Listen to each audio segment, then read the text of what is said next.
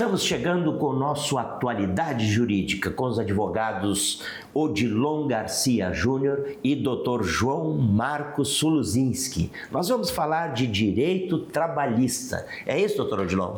É isso, Guaraci. Muito obrigado aí pelo teu convite. Bem-vindo. Estar com o teu programa aí.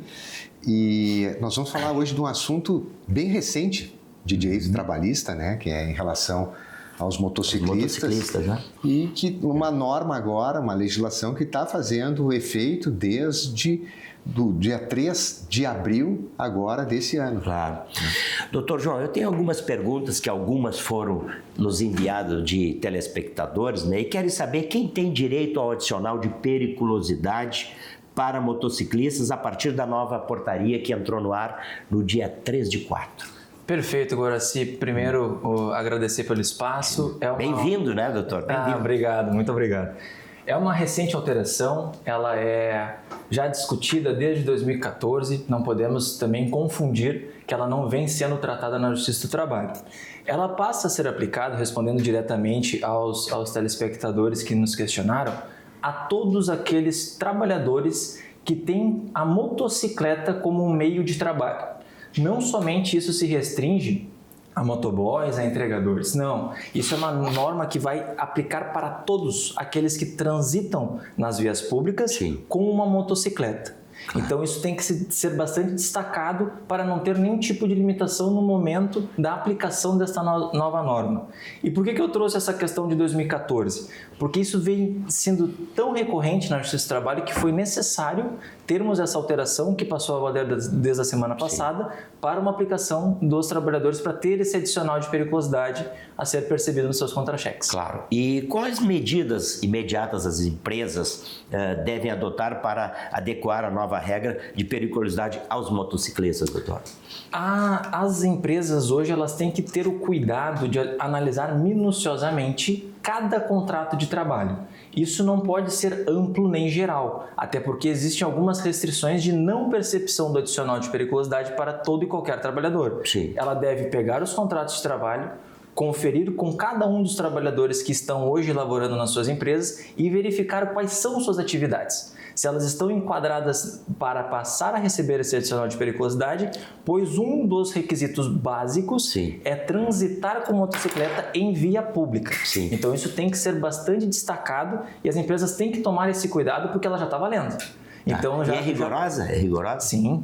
Onde não perceber a questão de 30% sobre o salário base nos contra-cheques poderá ter problemas no futuro. Olha só, doutor Odilon, essa regra vem para valer, evidentemente, como disse o Dr. João, e vocês estão especializados aqui para atender esses casos, quando a gente fala nesse problema aqui, especificamente neste problema, é isso? Com certeza, Guaraci. Toda essa legislação recente, nova, nós estamos sempre atualizados e é muito importante nesse momento informar. Claro, né? Claro.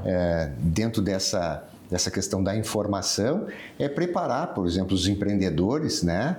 Os empresários que têm que observar essa legislação e, evidentemente, isso é um custo a mais na folha que tem que ser bem observado, vamos dizer assim, né? Sim, claro. Até é bom se orientar sempre com um profissional, né? Sempre. Com certeza, porque as empresas. A ideia também é que se há necessidade de uma alteração Sim. no contrato de trabalho, esse é o momento que deve ser feito, essa alteração. Claro. Bom, doutor João, para os trabalhadores, o que muda na prática e como essa nova regra como regulamentação e como pode ser verificado se estão sendo pagos corretamente?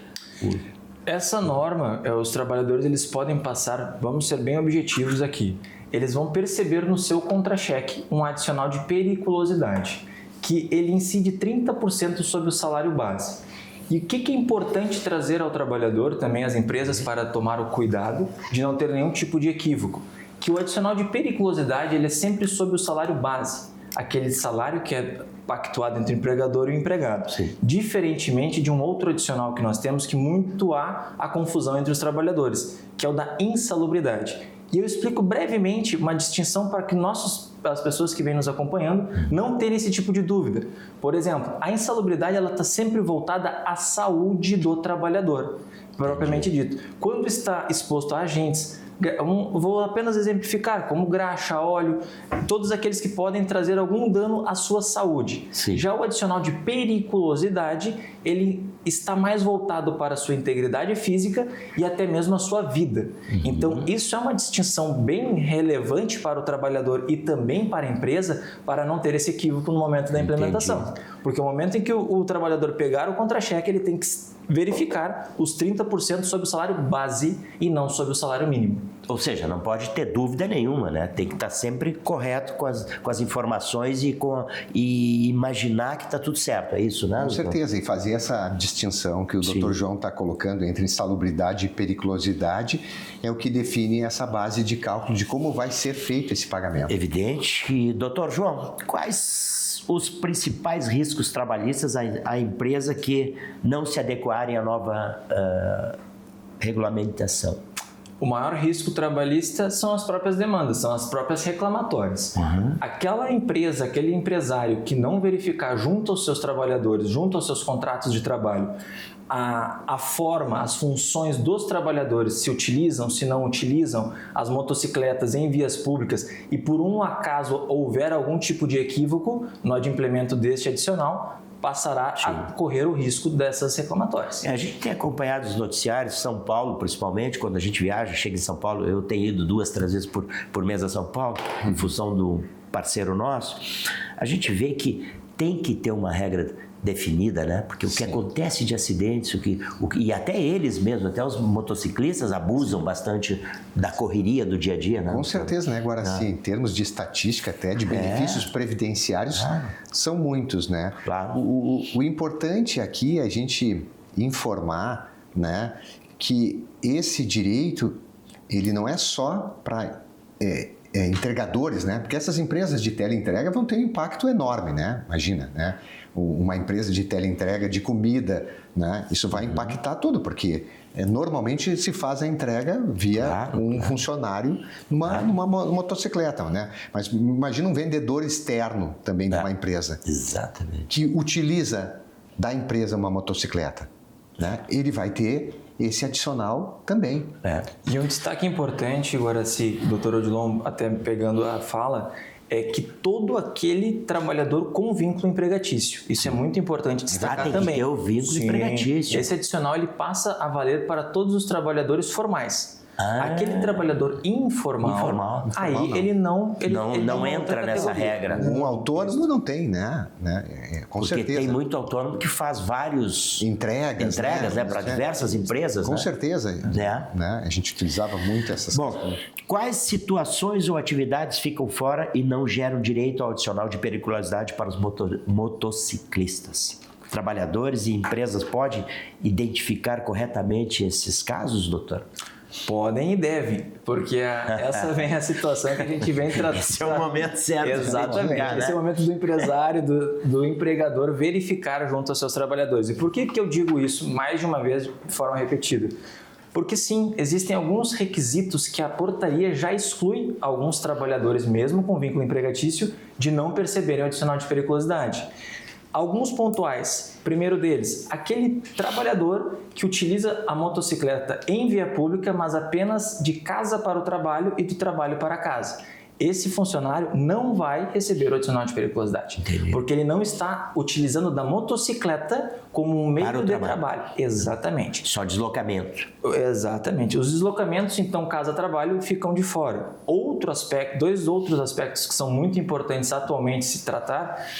Um deles eu vou exemplificar por Parque Fabril, que são aquelas empresas que são grandes, vamos dizer assim, alguns pavilhões na mesma planta, que utilizam da motocicleta internamente.